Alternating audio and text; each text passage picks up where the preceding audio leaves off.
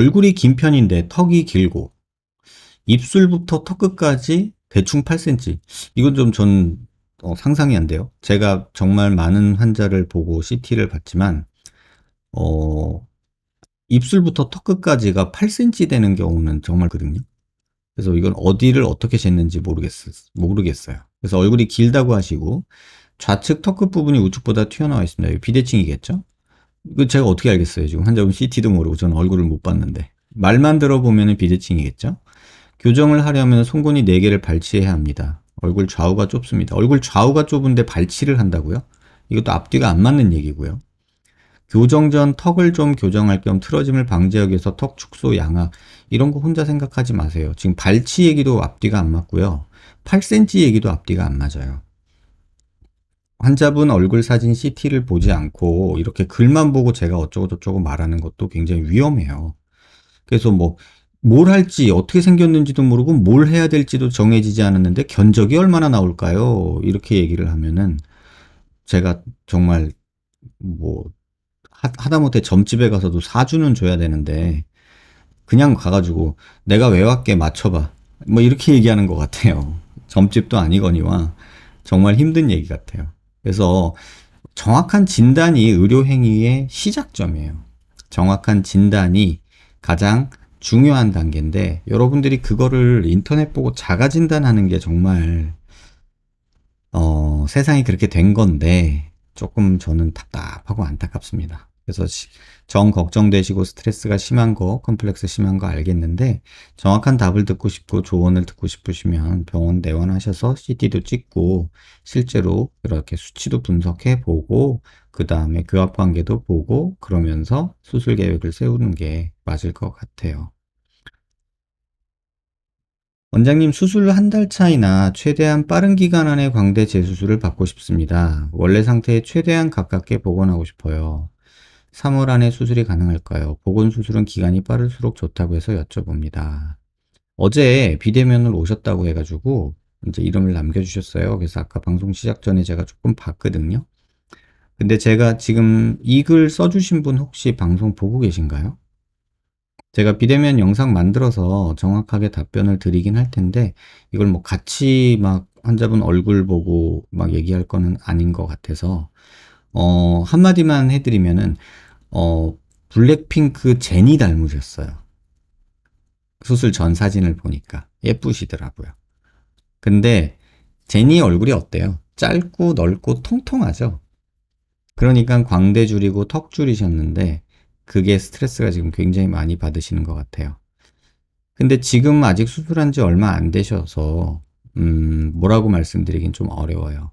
그런데 광대를 만약에 내가 예전 뼈 모습으로 돌리고 싶다라는 생각이 확고하다면 하루라도 빨리 하는 게 좋아요.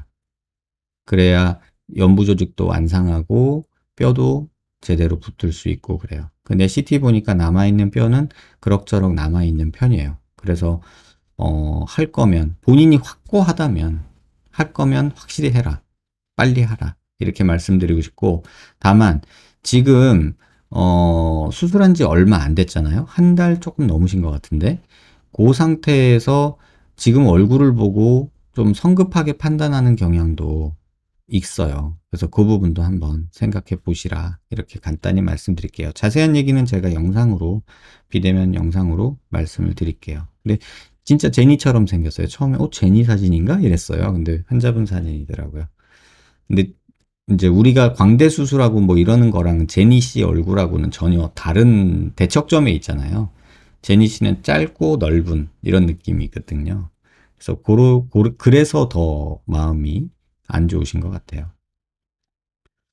원장님, 수술 전 CT를 가져가면 사각턱을 그대로 똑같이 복원이 가능한가요? 이렇게 말씀을 해주셨거든요. 그래서 예전에 이게 되게 오래된 자료거든요. 이거 2014년인가? 고무렵 자료예요. 그래서 제가 블로그에 포스팅 해놨던 건데 그냥 참고하시라고 말씀을 드릴게요. 자, 이게 수술 전 CT예요. 이게 수술 전이고요. 이게 귀뒤 사각턱 해서 여기를 잘라내신 거예요. 근데 이렇게 수술을 하셨어요. 근데 저한테 오셔서 얘랑 똑같게 만들어 달라고 한 거예요. 그래서 제가 이렇게 만들어 드린 거예요. 그래서 수술 전이랑 수술 후랑 겹쳐서 본 거고요. 요거는. 그래서 뭐 거의 똑같게 만들 수는 있어요. 이게 수술 전, 이게 수술 후, 이게 재건 후. 그래서 이 녀석하고 이 녀석하고 겹쳐서 보면 거의 똑같게 만들 수 있어요. 그래서 이런 식으로 만들 수는 있어요. 다만 뼈를 이렇게 만든다고 옛날 모습이 되느냐? 그건 아니에요. 그래서 최근 10년 동안 재건 수술을 하는 경우에 있어서 옛날하고 똑같게 만드는 경우는 거의 없어요. 대부분 옛날엔 컸잖아요. 그리고 지금은 작잖아요. 그럼 이 중간 어디서 만들기를 원하지, 옛날하고 똑같이 만들어 주세요 라고 하는 분은 지금 10년 동안 한 5명, 6명 정도 겪은 것 같아요. 그 외에는 전부 다 수술 전하고 현재 상태의 중간 어디쯤에서 재건이 되기를 원하시는 경우가 되게 많아요. 하지만 기술적으로는 수술 전 CT만 있다면 완전히 거의 똑같게 만들 수 있다. 그렇게 답변을 드릴게요. 선생님, 제가 비고정으로 바깥 피부와 구렛나루를 작게 절개한 후 밀어넣는 광대 수술을 했습니다. 이게 뭐 퀵광대겠죠. 아마도 제가 이름을 알거든요. 뭐 소프트 광대인가? 그거가 아마 이렇게 하는 걸로 알고 있어요. 수술하고 다음날부터 코 부분 감각이 이상하더니 지금은 윗입술 잇몸 쪽이 치과 마취된 듯 얼얼하고 간헐적으로 입술 경련도 있어요. 하루 종일 저리는 듯하고 한 번씩 광대 부위가 찢어지는 듯 통증이 있습니다. 피부 표면은 만지면 감각은 있어요. 회복이 가능한 건지 신경 손상인 건지 궁금합니다. 지금 보시면 이게 예전에 저한테 오셨던 환자분이에요. 그래서 사각턱 재건하고 되게 노블캣 같은 거 했던 분인데 경과 보러 오신 어느 날 광대를 예전에 퀵광대를 한번 받으셨거든요. 이렇게. 그래서 광대 손대지 마시라고 했어요. 여기 뼈 되게 얇아서 뭐 다시 하기도 어렵고 킥광대 한번 받아놨기 때문에 뼈가 그나마 지금 있는 게 다행이니까 여기 손대지 마세요. 이렇게 말씀을 드렸거든요.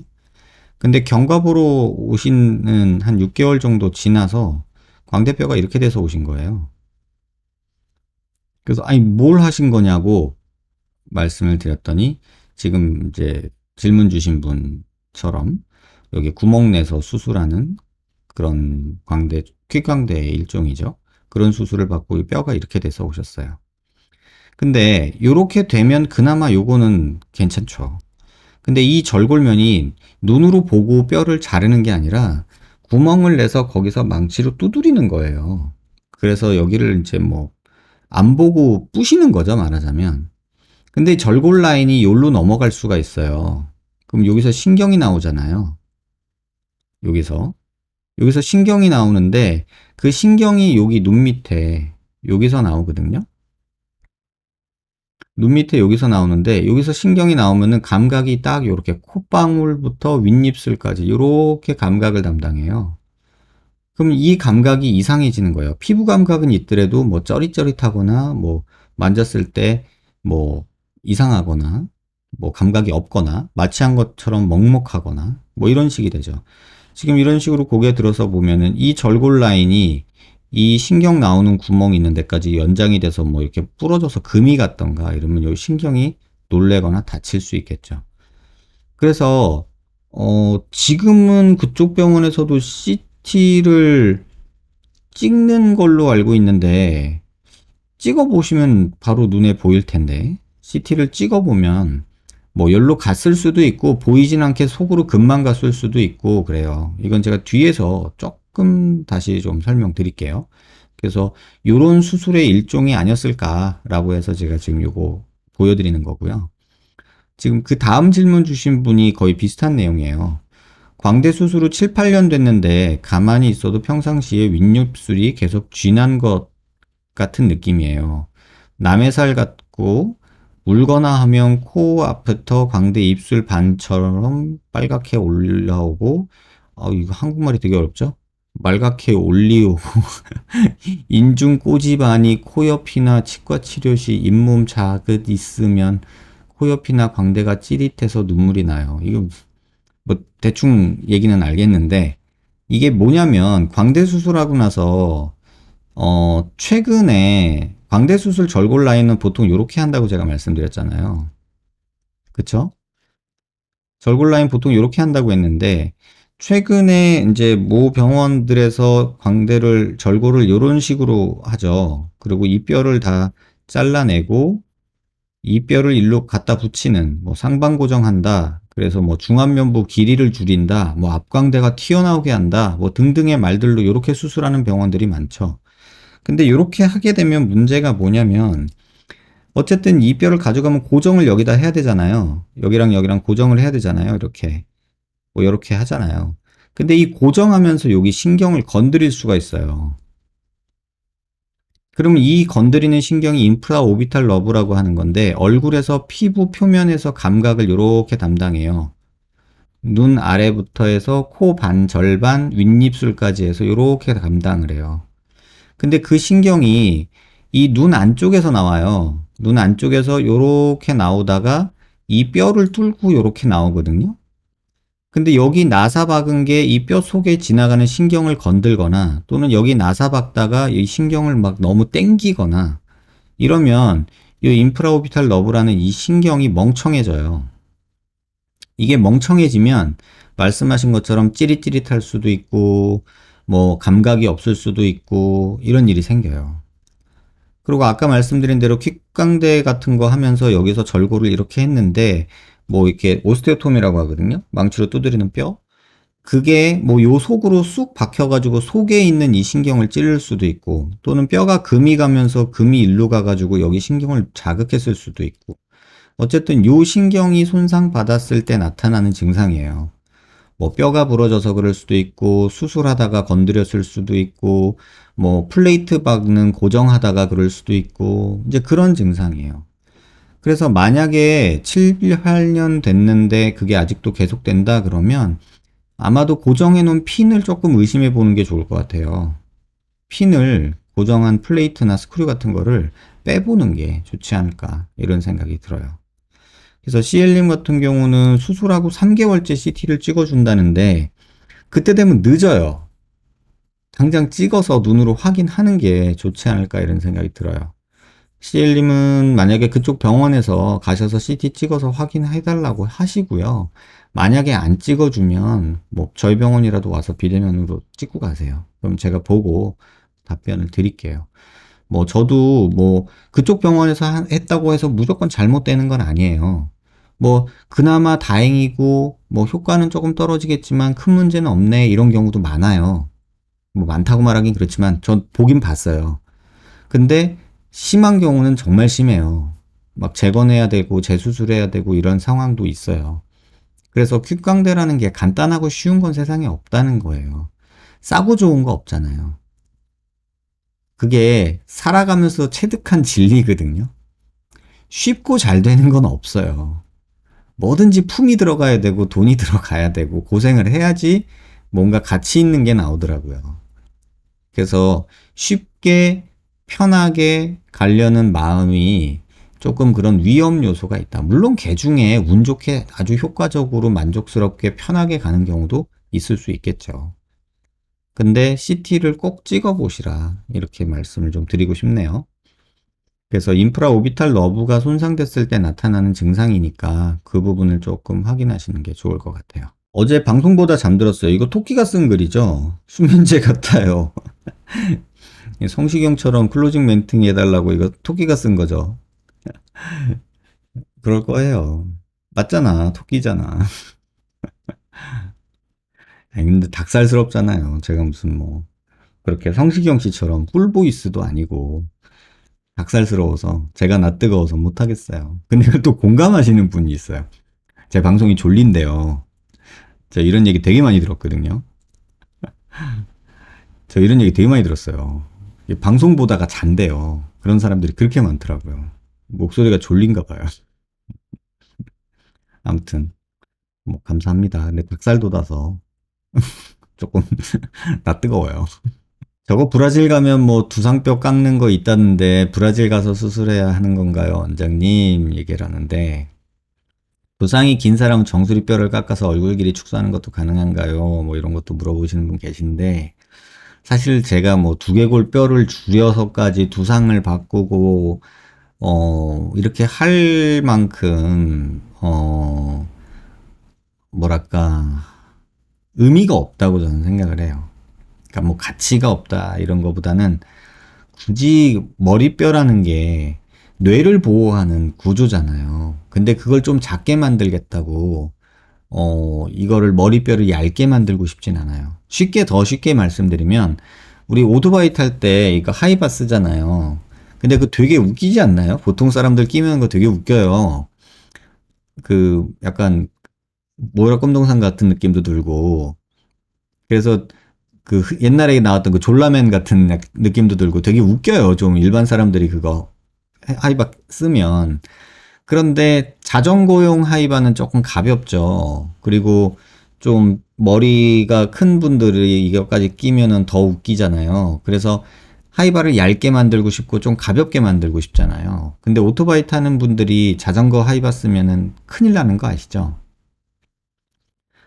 좀 작고 얇잖아요, 그게. 또 킥보드 탈 때 쓰는 하이바 이런 건 또 다르잖아요, 오토바이 탈 때랑은.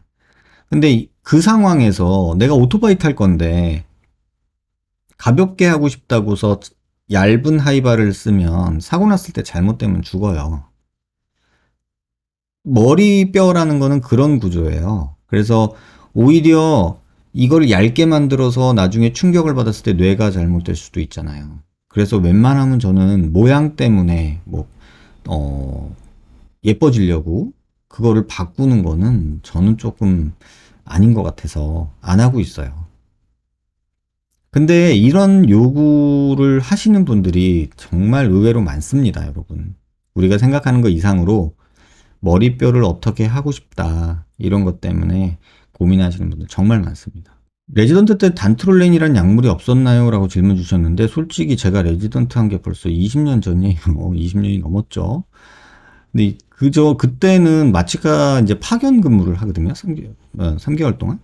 근데 마취과 파견 나갔을 때 단트롤렌이라는 약을 제가 들어본 적이 없어요. 그리고 말그란트 하이퍼더미아라는 것도요. 솔직히 마취과 선생님들도 평생 한번 겪을까 말까 할 정도의 아주 드문 경우예요. 기관에 있으면야 뭐 하루에 마취를 한 50건, 100건씩 저 대학에 있을 때만 해도 하루에 전신 마취가 수술방 14개, 15개 돌아갔으니까 하루에 4개씩만 해도 한 60건이 벌어졌거든요. 근데 지금은 더 수술방이 늘어났죠. 신촌 세브란스 같은 경우는 수술방이 저 있을 때 25개인가 동시에 벌어졌거든요.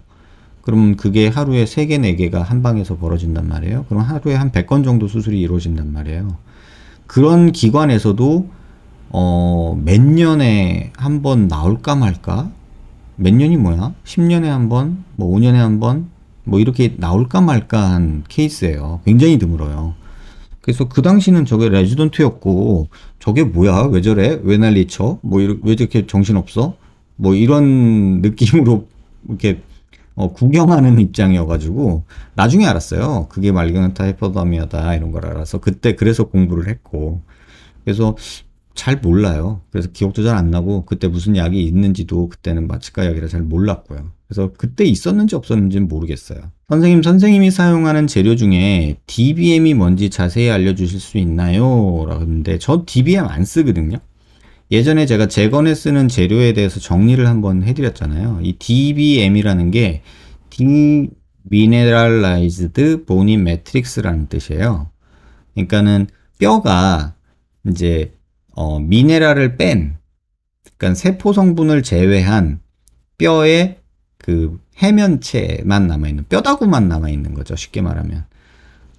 이거를 조금 더 쉽게 말하면 사골국에서 사골을 그 뼈를 넣고 끓이잖아요.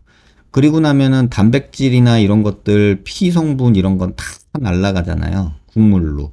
그 다음에 그때 뼈를 꺼내고 나면은 안에 있는 거는 다 없어지고 이렇게 송송송송 구멍 뚫린 식빵 같은 뼈가 나오잖아요. 여기 사진에 보이는 이런 거. 이런 게 Demineralized Bone Matrix라고 하는 거예요. 그래서 요런 게 있으면 뼈 세포가 요런 데 들어가면은 요게 워낙에 살던 집이니까 세포가 거기서 자리 잡고 잘 산다. 그래서 뼈가 만들어진다. 그래서 쓰는데 저는 안 써요. 왜냐면 이게 흡수도 많고 뼈가 들어가서 살는 가능성도 그렇게 높지 않고 그래서 형태도 내 맘대로 만들 수가 없어요. 그래서 요런 재료는 주로 치과 쪽이나 정형외과 쪽에서 조금 쓰는데 그렇게 많이 쓰지 않고 저는 안 써요. 그래서 나오는 회사도 지금 한 5개, 국내에 한 5개 정도 있고 제품명은 다 요런 것들이 있는데 여러분들이 이제 뉴스 보다가 요런 거 있다 그러면은 이거로 나 뼈 만들고 싶어 이런 생각 하실 거예요. 근데 현실에서는 이런 형태로 나오기 때문에 모양을 만들기가 무지하게 어렵고 또 이게 몸에 들어갔을 때 이 형태로 가만히 있는 게 아니라 또 흡수되고 이러면서 또 변화가 있고 또 세포가 들어가서 이게 뼈로 정확히 변화가 되느냐 그렇지도 않고 일부 흡수되고 그런 문제 때문에 저는 사용하지는 않고 있습니다. 어떤 분이 이렇게 길게 글을 남겨주셨어요. 이제 제가 같은 얘기 계속 방송에서 떠들면서 지치겠다 이제 싶어서 남겨주신 건데 이건 그냥 같이 한번 읽어보면 될 것 같아요. 아마도 성숙하지 못한 생각으로 기준점 없이 본인이 느끼고 생각한 부분이 답일 거라는 확신이 빠져 있는 경우가 생각보다 많습니다. 평가하려고 하는 경향이 크다고 생각들고요. 거의라기보다는 대다수가 대학병원 가서는 보여지는 모습에서 자기 주장조차 제대로 표현 못하는 케이스가 더 많지 않겠습니까? 단순하게 교수님이 나를 어떻게 보든 단답을 하시든 내가 물어보고 싶은 게 있으면 그 답이 내 기준치에 만족하지 못한다 해도 물어볼 수 있는 자신감이 있어야 합니다. 소수이긴 해도 물어볼 거 다 물어보는 사람도 있다는 점에서 보여지는 모습에서 주눅들지 말고 물어보는 게 속편한 부분이고요. 환자들 보면 심리적인 부분에서 오로지 앞뒤 없이 본인 요구사항만 늘어놓는 부분에서 듣는 사람 입장에서는 소음입니다. 사람은 단순해서 자기 얘기 잘 들어주면 순한 양이 되지만 본인이 느낌으로 받는 부분에서 성의 없다 느껴지면 언제든지 배신하죠. 느낌으로 평가하는 부분에서 간혹 다르게 깨닫는 부분에서는 생각의 기준점이 한 단계 오르는 사람도 있지만 굉장히 소수겠죠. 참고로 개인 병원 가서도 대학병원 못지않게 단답으로 대답하는 원장님들 많습니다. 대학병원, 개인병원 기준점을 나누려고 생각하는 부분에서 어느 정도 걸을 수 있는 지식도 있어야겠지만 평가하는 단계에서는 받아들일 수 있는 마음가짐도 중요하고요. 선생님이 올리신 영상으로 도움을 얻는 분도 있겠지만 반대로 입질하는 사람 또한 존재하니까요. 정확한 표현이시고요. 시간과 노력에 비해서 가치를 깎아먹는 사람들은 이 순간에도 직장에서도 친구 관계에서도 지금도 일어나는 부분이고요. 많이 얘기하는 부분에서 일정 부분 마음 놓는 부분이 없으면 지속적으로 영상 올리는 부분에서 힘드실 거라고 생각됩니다. 초기부터 지금까지 잘 보겠습니다. 좋은 하루 보내십시오. 라고 글을 남겨주셨어요.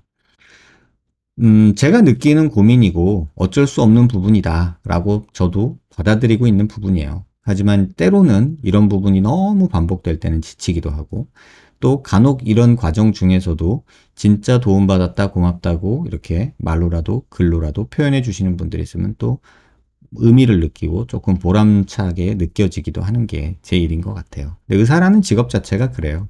예전에는 조금 뭐랄까 무조건적으로 환자분들이 신뢰했다면 지금은 많고 많은 의사 중에 하나고 또는 내 돈을 뺏어가려고 하는 장사치다라는 느낌도 있어서 환자들이 의사를 대할 때 이제 속지 말아야지라는 마음으로 대하는 것도 현실이죠. 그런 상황에서 그래도 조금 정확한 얘기, 객관적인 얘기를 해드리려고 노력은 하는데 어쨌든 이 업에 있는 한 사람이다 보니까 어쩔 수 없이 또 누군가에게는 그러한 장사치처럼 또는 거짓말을 하고 말 번지르 하게 하는 사람처럼 받아들여질 수도 있는 거죠. 근데 중요한 건 저는 그렇게 생각해요. 뭐, 요새 사람들은 분위기랑 느낌이 중요하죠. 프레임이라고 하죠. 그래서 그런 어떤 정치적인 어떤 프레임을 씌워버리면 헤어나올 수가 없어요. 여론이 형성돼 버리면. 하지만 시간이 걸릴 뿐이지 진실은 밝혀져요. 사실은 밝혀지고. 물론 사실이 밝혀졌을 당시에 그 사람은 엄청난 데미지를 받고 회복 불능 상태에 돼 있을 수도 있어요. 그래서 여러분들한테도 제가 말씀드리고 싶은 건 이번 선거하면서도 느꼈겠지만 분위기로 선거를 뽑게 되더라고요. 사람들이 대부분 보면. 근데 한 번은 지켜보세요. 진짜 진실은 뭘까? 진짜 사실은 뭘까? 대장동은 어떻게 된 거며 부산저축은행은 어떻게 된 거며 도이치 주가 조작은 어떻게 된 거며 지금 밝혀진 거 하나도 없잖아요. 도대체 진실은 뭘까? 그거를 관심을 두면 또 우리 요새 영화 나오잖아요. 옛날에 김대중 대통령하고 이회창 씨랑 대선 할 때 영화에 그게 소재로 돼서 나오잖아요. 김대중 씨 대통령 후보자 쪽으로 이회창 씨 그 병무비리 서류를 쫙 던져주는 뭐 이런 검찰 조직이 사실인지 모르겠으나 영화에서 그런 모습이 있잖아요. 그러니까 그런 거 보면 시간이 걸릴 뿐이죠. 진실은 밝혀져요. 다만 그 진실이 정의롭진 않아요. 근데 저는 여러분들한테 드리고 싶은 말씀은 그냥 제가 당당하고 제가 정의로우면 된 거지. 뭐 그걸 누구한테 평가받고 싶은 마음도 없어요. 뭐 제가 뭐 아주 유명한 사람이 되고 싶은 마음도 없고 그냥 누군가 한두 명이라도 내 방송에 내가 써놓은 글에 도움을 받아서 잘못된 선택을 안 하거나 힘든 상황에서 벗어날 수 있었다면 뭐 제가 의사로서 그 정도 살았으면 뭐 잘 산 거죠. 뭐 꼭 유명한 사람이 되고 뭐 아주 뭐 이렇게 나이스하게 잘 사는 게 저는 그렇게 크게 의미는 없다고 생각해요. 그래서 이 글 써주신 분한테 감사드리고 저 역시도 항상 고민하고 항상 냉탕 온탕을 왔다 갔다 하고 있다 이렇게 좀 말씀을 드리고 싶네요. 그래서 여러분들이 조금이라도 그런 감사함을 표현해 줄 때 제가 또 기운이 나고 또 그냥 말도 안 되는 얘기로 반복될 때 조금 지치고 그거의 연속인 것 같아요. 선생님 12분 32초 부분에 말씀해 주신 방법으로 오른쪽 옆광대가 5mm 정도 집어넣고 왼쪽 옆광대를 그대로 두는 방식 맞나요? 선생님이 말씀하신 정도만 살짝 수술하면 만두 얼굴 안 되고 얼굴 굴곡만 개선할 수 있나요? 그러니까 제가 환자분들한테 이제 이런 얘기를 많이 드리거든요. 광대 수술이 너무 하고 싶어요, 선생님. 이렇게 와요. 근데 광대 수술에서 이렇게 막 대박 날 케이스는 아니야. 뭐 조금 도움은 되겠지. 근데 막 권하지는 못하겠어. 이런 표현을 써요. 저는. 그냥 선정리하는 느낌으로 살짝 할 수는 있겠지. 근데 남들이 봤을 때 막, 와, 얼굴 작아졌다. 완전 매끈해졌다. 뭐 이런 얘기 들을 정도는 아니야. 다만, 환자분하고 저하고 우리 둘이는 알 수 있는 정도 수준에서의 변화는 있을 거야. 이렇게 말씀을 드리거든요. 근데 그 정도로 만족하시는 분들도 꽤 돼요. 근데 그 정도로 만족이 안 돼서 이럴 거면 왜 했냐 이런 분들이 이제 있죠. 그러면 아주 힘들어지는 거죠. 애시당초 설명할 때 얼굴이 작아지는 게 아니고 선정리되는 거예요. 이렇게 말씀드리고 수술하는 경우도 있거든요. 근데 수술하고 나서 아무도 못 올라 보여요. 이렇게 막 이렇게 저한테 타박을 하면 이제 좀 힘들어지더라고요. 그래서 비대칭이 있는 경우 한쪽만 줄이기도 해요. 근데 굉장히 드물기는 합니다만 한쪽만 줄이고 반대쪽은 내비두는 경우도 있어요. 현실적으로. 그리고 이 비대칭도 제가 판단하는 게 아니라 환자분이 느끼기에 크다고 느끼는 부분을 수술하는 경우도 있어요. 그러니까 정말 다양한 경우가 있어요. 말씀하신 대로 얼굴 굴곡만 살짝 뭐 튀어나온 거 살짝 매끈해지는 정도? 선정리라고 저는 표현을 하거든요. 그러니까 선정리하는 정도로 수술할 수도 있어요. 만두라는 거, 그러니까 땅콩, 만두 이게 같은 얘기거든요. 그러니까 그런 식으로 하는 거를 저는 광대했는데 그렇게 되는 거를 되게 싫어해요. 그래서 참고하시면 될 것 같고요. 제가 손가락 다친 거 지난주인가 방송에 얘기했는데 30년 전에 손가락 다쳐서 피아노 전공을 포기하신 분이 계시대요. 근데 피부 이식으로 해결 가능할지는 봐야 돼요. 근데 지금 제가 이 수술을 하진 않아요. 이건 대학에 가셔서 한번 상의를 해보시면 좋은데 피부 이식을 한다고 해서 건반을 두드리기는 많이 힘드실 거예요. 왜냐면 지금 여기 이제 손가락 끝에 뼈가 있고 여기 이제 펄프라고 하는 요 피부 두께가 있거든요. 근데 피부 이식을 한다고 해서 이 두께가 예전처럼 두꺼워지질 않아요. 그래서 건반을 두드리면 뼈로 두드리는 느낌 때문에 조금 아프실 수 있어요.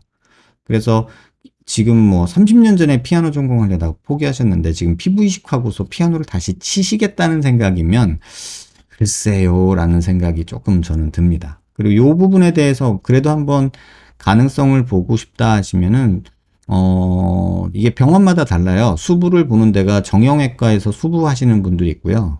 그 다음에 성형외과에서 수부하시는 병원도 있거든요. 그러니까 제가 대학에 있을 때 펠로우 하던 시절에 수부 전문의를 처음 만든 적이 있어요. 그때 이제 정형외과 선생님하고 이제 성형외과 선생님하고 모여가지고 같이 만들었거든요. 수부 전문의 자격증 시험을 출제를 한 적이 있었는데, 이제 그런 내용이 있어요. 그래서 정형외과에서 수부 하시는 분이 있고, 성형외과에서 수부 하시는 분이 있어요. 그래서 이게 뭐 성형외과 어떤 병원, 어떤 큰 병원은 성형외과에서 하고, 어떤 큰 병원은 정형외과에서 하고, 약간 그런 차이는 있으니까 병원, 대학병원 쪽에 한번 문의를 해보시는 게 좋을 것 같아요. 근데 전 만지면 바로 뼈가 느껴지는데 그 위를 2cm나 살이 차지한다는 게 납득이 안 가네요. 라고 말씀해 주셨는데, 음, 이거는요, 뭐랄까. 2cm나 살이 차지하는 게 납득이 안 간다. 2cm 이상 되는 분도 있어요. 그리고 2cm가 안 될 수도 있죠. 완전 뭐 피골이 상접한 부분. 근데 교근 두께가 기본적으로 10mm 이상은 누구나 되거든요.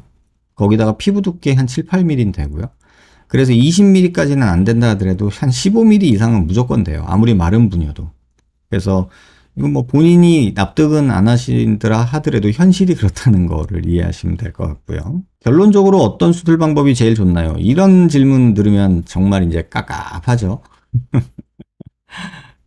밑에도 써놓으셨어요. 대답해 주실지 모르겠는데 똑같은 방법의 절골 수술 후에 앞광대만 고정하는 선생님들하고 앞뒤 다 하시는 선생님들 두 경우 생각이 어떻게 다른지 궁금합니다. 자, 지금 대한민국에 있는 성형외과에서 광대 수술에 있어서 절골 라인, 고정 방식, 고정 재료, 고정 위치 다 다릅니다. 똑같은 병원이 거의 없을 정도예요. 근데 각각의 그 방법들을 선생님들이 본인이 선택하는 방법이 좋다라고 생각해서 하시는 거예요. 근데 그거를 누가 가서 이게 맞고 이건 틀려라고 말한다고 이게 바뀌지가 않아요. 그러니까 뭐라고 말하는 게 좋을까? 이렇게 얘기를 할까요? 여러분 자동차 썬팅 필름 있죠? 뭐가 제일 좋아요? 제가 예전에 자동차 썬팅 필름 고르다가 뭘이 많어 이런 생각이 들었거든요. 그러니까 브랜드도 많죠. 뭐, 뭐 기억이 잘 안 나는데 무슨 뭐 대충 본 걸로 생각하면은 옛날에 한때는 휘포옵틱이라는 데가 되게 막 뭐 유행처럼 막 마케팅을 잘해서 어느 차나 다 휘포옵틱이었던 것 같고, 그러다가 무슨 선가드 뭐 이런 게 나왔던 것 같고, 뭐 3M도 있고 뭐 어쩌고도 있고 막 그런데 뭐 언제는 보니까는 그 안에 보니까는 뭐 티타늄 코팅이 돼서 뭐 어쩌고 뭐 열이 덜 온다나 뭐 이런 것도 있고, 세라믹 코팅이 돼서 뭐 적외선이 뭐 차단이 돼서 여름에 덜 덥다나 뭐 이런 것도 있고, 종류가 무궁무진하더라고요. 종류 진짜 많더라고요. 그래서 뭐가 좋아? 제가 이렇게 물어봤어요, 진짜. 그래가지고 뭐 누가 추천을 해주길래 뭐가 좋다 그래가지고 이렇게 했어요. 했는데 창문이 뿌연 거야. 그래서 비싸다고 무조건 좋은 것도 아니더만 이러면서 나중에 뜯어내고서 다른 걸 바꿨거든요. 그러니까 그런 경험이 있어요. 각각의 선생님들이 선호하는 방법들이 있고 주장하시는 바가 있는데 그걸 다 옳다 그르다 말할 건 아니에요. 저 역시도 제가 해보면서 이걸로는 좀 부족하더라. 이건 이렇게 하니까 좋더라. 불과 10년 전에 7, 8년 전에 광대 수술할 때는 뒤에 고정 안 했거든요. 그리고 플레이트 고정 안 하고요. 구멍만 내가지고 이렇게 오스테오톰으로 부러뜨려서 밀어 넣었었어요. 뒤에 고정 안 하고요. 그게 오히려 이 하방변이 생기거나 뼈 유합되는 데는 좋아요. 제가 지금도 생각해도. 근데 어느 순간 환자분들이 뒷광대 여기 계단처럼 만져지는 게 싫다고 얘기하기 시작해서 지금은 저도 열고 뒷광대 갈아주고 플레이트 받고 있거든요. 그러니까 이런 식으로 저도 바뀌어요. 그리고 앞에 광대도 뭐 여기 조금 고정하다가 조금 지나서는 더 위에까지 고정을 하려고 노력하고 있고요. 그러니까 이거는 제 경험에서 제가 수술을 여러 번 하다 보니까 이게 조금 아쉬우니까 이걸 안전하게 하려면 뭐 2개 고정해야 돼, 3개 고정해야 돼, 위에다 해야 돼, 뭐 아치도 이렇게 고정해야 돼. 뭐 이런 방법들을 제가 계속 바꾸고 있기 때문에 저 역시도 바뀌는데 이게 뭐 강남에 있는 성형외과 의사 선생님들만 해도 얼마나 많겠어요. 그러니까 이게 뭐 어느 게 더 좋다, 나쁘다 이렇게 질문 주시면 다 이렇게 말하겠죠. 내가 하는 게 제일 좋아 라고 말하겠죠. 그러니까 답이 좀 드리기 어려운 부분인 것 같아요. 다만 개인적으로 이제 뭐 여러분들이 많이 아는 상반고정 뭐 이런 거에 대해서는 이게 뭔 의미인가. 그 다음에 안화에 바짝 붙여서 절골하는 거 별 의미가 없는데 실제 수술한 거 봐도 그렇고, 그 다음에 뭐 강대를 앞쪽으로 몰아가지고 뭐 중안면부를 짧게 해준다 뭐 이런 거는 의미가 없는 것 같고, 뭐 절골 라인을 이쪽으로 하는 거 그러다가 이 안암이 신경이나 자꾸 건드는 것 같고, 뭐 앞광대가 튀어나게 하는 광대 뭐 플레이트 잔뜩 박아 놓는 것 같고, 뭐 축두볼에다가 광대 아치를 고정하는 거 저거 오바 아닌가? 뭐 이런 생각은 있어요. 근데 그걸 옳다 그르다 이게 맞다 틀리다 이거는 정말 개인 호불호가 있는 것 같아요. 이럴 경우 귀족 수술 당일 보형물 빼고 당일 새로운 보형물로 넣나요? 그러니까 보형물, 실리콘 보형물이 잘못 들어가 있는 경우는 빼고 그날 다시 넣어요. 뭐 빼고 나서 한참 있다 다시 하는 게 아니라 한 번에 빼고 넣고를 같이 하게 돼요. 대부분 다 그렇게 하게 됩니다. 원장님, 마취통증의학과에서 주사를 맞았는데요. 원장님, 저 누구입니다. 저 기억하시려나 모르겠네요. 볼 필러로 인생 망한 것 같다 했는데 살아가 보려고 통증 치료하고 있거든요. 턱 근막통으로 가까운 마취통증의학과에서 TPI를 받았는데요. 근데 거기서 턱관절 쪽은 안 아프냐 해서 입 벌릴 때나 평소에 턱관절 쪽 통증 없다, 입도 잘 벌어진다 했는데 턱관절에 스테로이드 맞아보자고 이거 하면 한 번에 좋아진다고 하더군요. 얼마냐 했는데 얼마 안 하길래 상술도 아니고 진짜 좋아지니 추천하겠지 하고 초음파 보며 넣었는데요. 문제는요, 이 턱관절 내 주사 후 장애인이 됐어요. 없던 턱관절 통증이 생겼어요. 3일째인데요. 오래 걸리더라도 좋아졌음 하는데 믿고 기다릴까요? 지금 생각해보니 턱관절 주사에는 턱관절 신경도 많고 해서 구강내과 외과에서 받아야 하는 거라던데, 마취 통증의학과에서 한 제 자신을 자책하게 돼요. 초음파 보며 했는데 엄한 데 찔러서 이러는 걸까요? 해당 병원 문의하니 그럴 리 없다고 책임 회피해요. 괜히 긁어 부스럼 만든 건지 무섭습니다.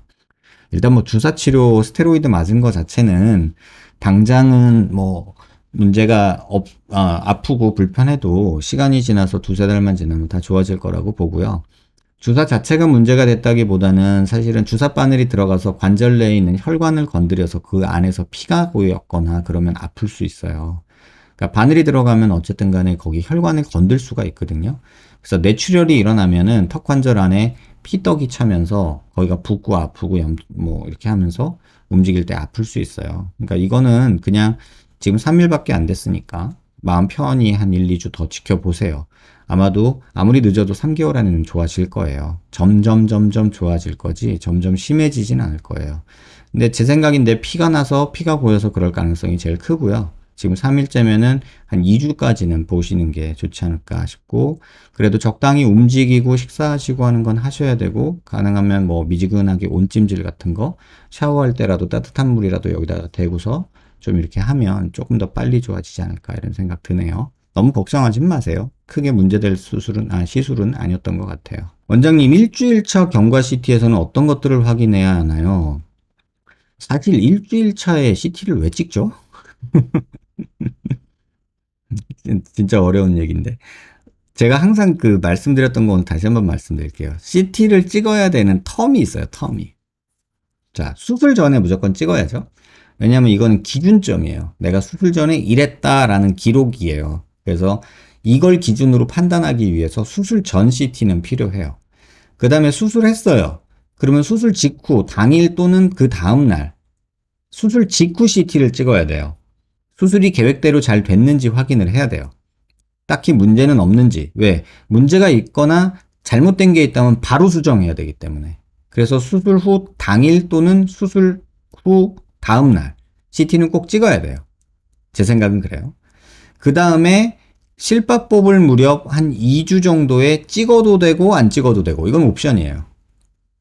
그 다음에 찍어야 되는 건 한 달, 그 다음에 3개월, 그 다음에 6개월까지는 꼭 찍으세요. 그러면 각각에서 체크해야 될 건 뭐냐면, 수술 전은 기준점 만들기, 수술 직후는 수술 잘 됐나 확인, 문제 있으면 바로 해결하자, 한 달째는 유지 잘 되고 있는지 확인, 3개월 때 되면은 이제 뼈가 붙어가는 모습이 슬슬 보이거나 변이 있는지 확인, 6개월 되면은 뼈 붙었는지 확인, 위치 잘 있나 확인, 그 다음에 붓기 빠진 실제 얼굴 모습 확인, 이렇게 돼요.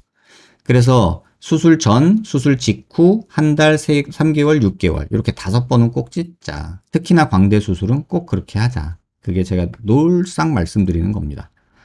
그래서 분류압 하방 변이는 언제부터 확인 가능할까요? 언제부터 확인 가능한 게 아니라 언제부터 자유로워지는 거냐라고 묻는 게 맞겠죠. 6개월까지는 보셔야 그거를 해결하고 이제는 괜찮겠구나라고 마음 놓을 수 있는 거죠. 근데 보통 한두 달째 되면 티 딱 보여요. 그러니까 그때는 꼭 찍어보세요. 1주차 때는 뭐 딱히 볼 거 없어요. 수술 잘 됐나? 뭐 고정 잘 돼 있나? 문제 있는데 없나? 요거 정도 확인하면 되는데 그걸 일반인들이 할 수 있냐는 거죠. 그래서 그게 조금 좀 아쉬운 부분이긴 합니다. 안녕하세요, 원장님. 저는 올해 21살 되는 한 학생입니다. 전 얼굴 크고 둥근 것이 거울 보기 싫을 정도로 싫었습니다. 그래서 덜컥 광대 축소술을 하면 동그란 얼굴형이 그나마 계란처럼 깎여 보이진 않을까라는 바보같이 신중하지도 못한 채 수술을 하게 되었고, 지금 2개월 차 얼굴에 살집이 조금 있던 저는 역광대를 쳐서 남는 지방들이 입 옆으로 다 내려와서 결국 얼굴이 네모처럼 보이는 지경에 이르렀습니다. 물론 2개월 차면 아직 붓기도 덜 빠지고 흉살도 많고 완성형 얼굴이 아니기 때문에 확실하지 않다는 것도 압니다. 매일 원장님 유튜브 보고 이중턱을 제외한 얼굴 지방 흡입을 권하지 않으시는 말씀을 하며 절대 다시는 수술 생각도 하지 말아야지 다짐하지만 맨날 바보같이 수술이 해결해 줄 것만 같고 네모 같은 얼굴을 보고 남이 어떻게 생각할까라며 의식만 한 채 제가 뭘 어떻게 해야 할지도 도저히 길을 못 찾고 우울에 빠져들고 있습니다. 거울 보는 것이 괴롭고 마스크를 더 가리게 되고 아무에게도 제 고민을 함부로 털어놓을 자신이 없어 원장님께 말해봅니다. 물론 저도 이번에 살을 정말 열심히 빼겠습니다. 누구보다 열심히 살을 빼보겠습니다. 그 후에 서울에서 원장님께 꼭 한번 상담과 조언을 받아보고 싶습니다.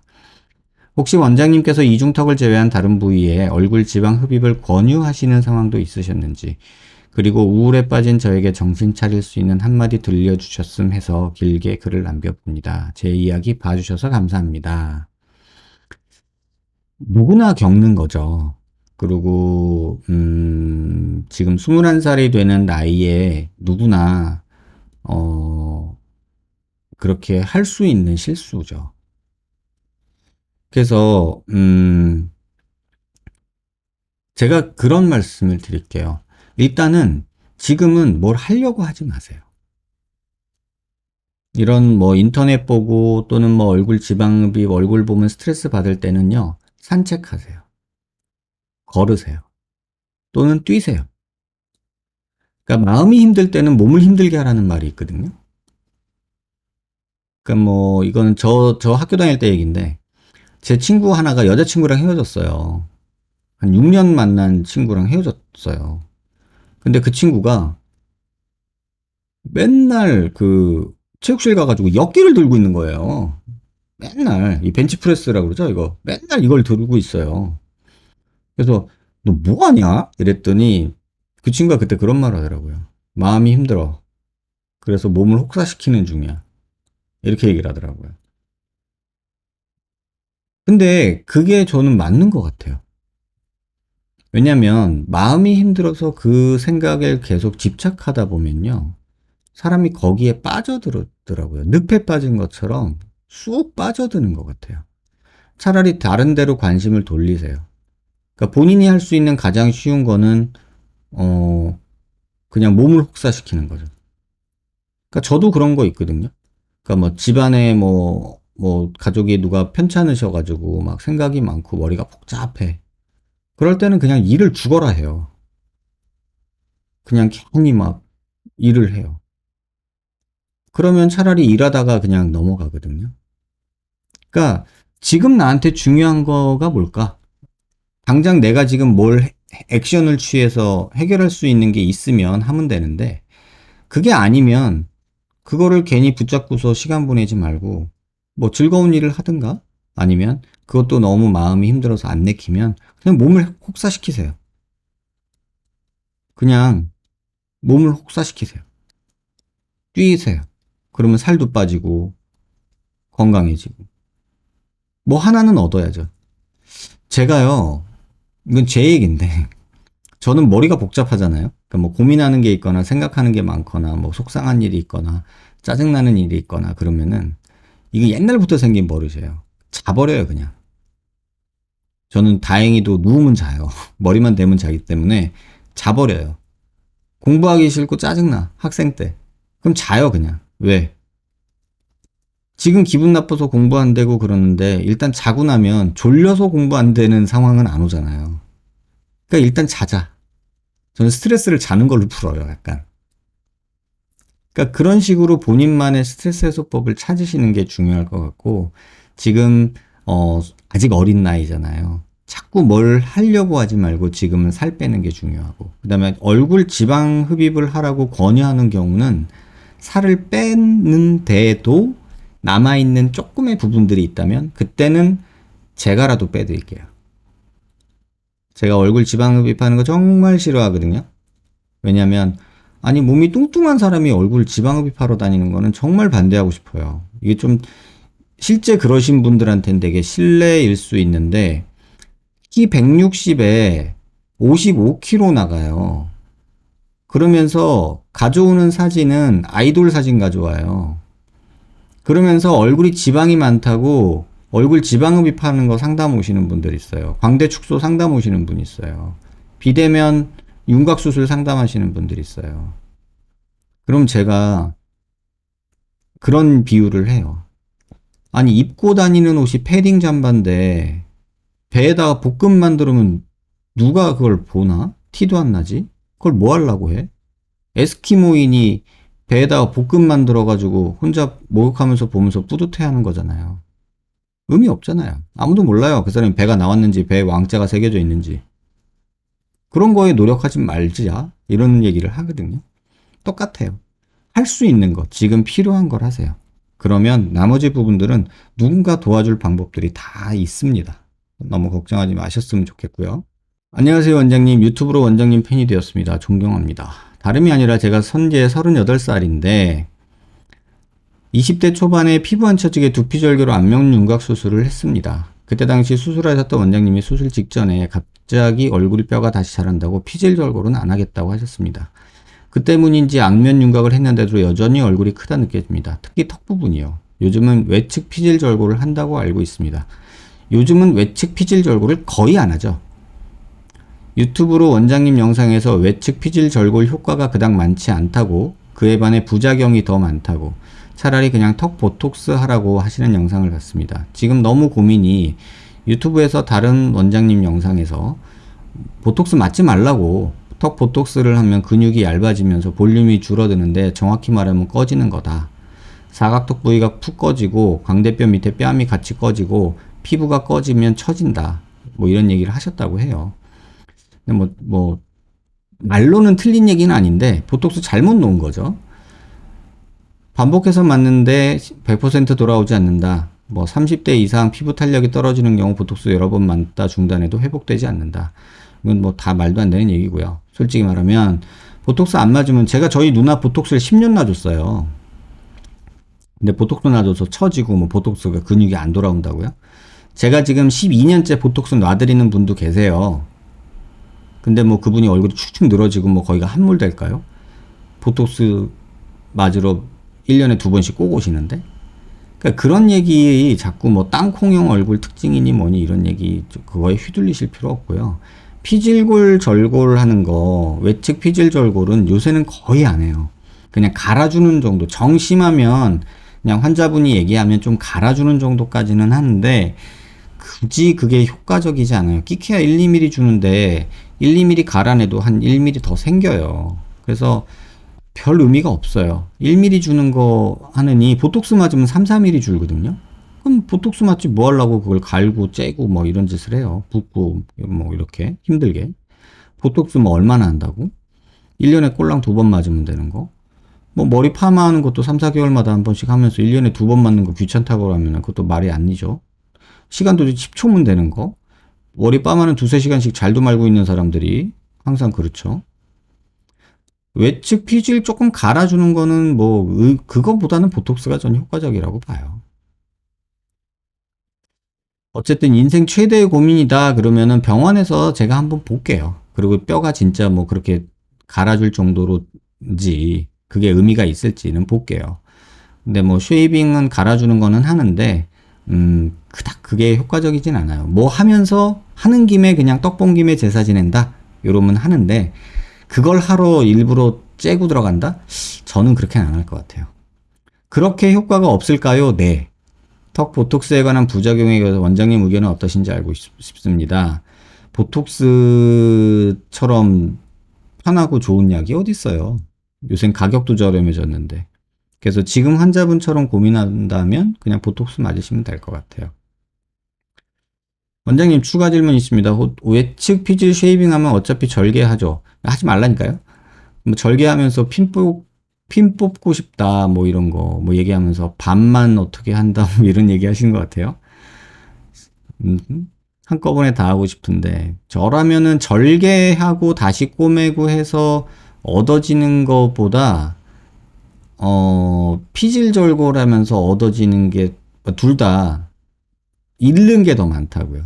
그러니까 수술이라는 걸 할 때는 목적이 있어야 되고 그런 거를 목적을 이루기 위해서 치러야 되는 희생을 고려하는데 지금 말씀하신 피질 절골이나 뭐 핀 제거하는 거는 얻는 거보다는 조금 잃는 게 더 많지 않겠나. 근데 핀 제거는 불편하거나 신경 쓰이시면 하면 되겠죠.